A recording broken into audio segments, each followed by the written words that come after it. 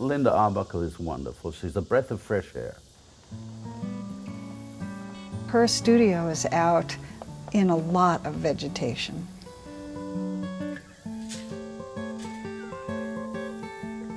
I have some pink Jacobinia that's just started blooming. It froze back last winter. So I think vegetation has a lot to do with her work. Plant life, gardens, tendrils, flowers. It's like what she's surrounded with. This very utilitarian work on one hand, very decorative on the other. It's her love of plants, her love of color, and it's all layered together.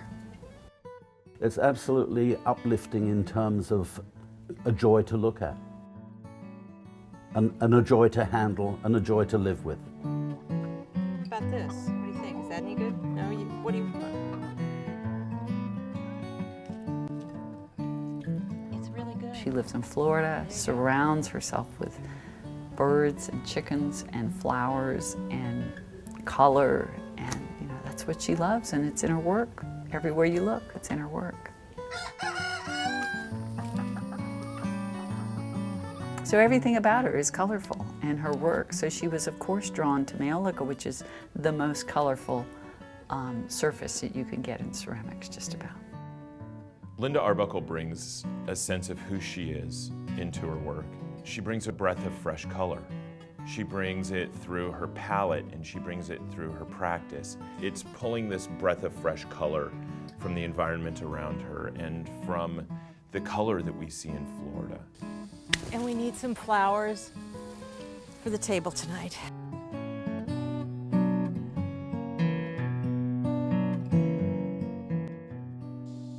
There's a living space in the middle that's open, so you can see where her environment affects the way that she works. I think her specialty is surface decoration. I call her the queen of decoration. I mean, she can handle a ceramic surface like nobody I've ever seen and work with brushes and pattern. She's very interested in the marriage of form and surface together. For a long time, especially in the 60s and 70s, the brown pot reigned. And I think when Linda started to do Maiolica quite some time ago, it was really refreshing. So her work is beautiful. It's Maiolica, which is a Italian style of work, but she started doing this work before anybody else was really doing it in the country. So you can see her influence all across the country because Maiolica has become very popular, and it's really Linda and a few other people who were doing Maiolica work 25 and 30 years ago. I mean, she really popularized it more than anybody else I can think of. There's a kind of street savvy in ceramics, and maybe about life that Linda has. Right. It's about organic force of nature swept away. So I should really keep pursuing different glazes. Yeah. She just sort of knows the ropes. I would say that Linda Arbuckle is determined and hardworking. Because you need air circulation to get those gases evenly throughout the kiln. Demanding of herself and demanding of her students. She raises the bar. If I go up to 3.5, let's see what happens. I think people long for a sense of truth, and I think she has that capacity and clarity in who she is that is reassuring. You know, I think it's your obligation to go out and live life so that you have something to make art about. I really do.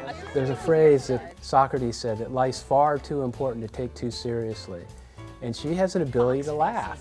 And they hang upside down and they wrap their wings around themselves, so they really do look like a chihuahua in a leather coat.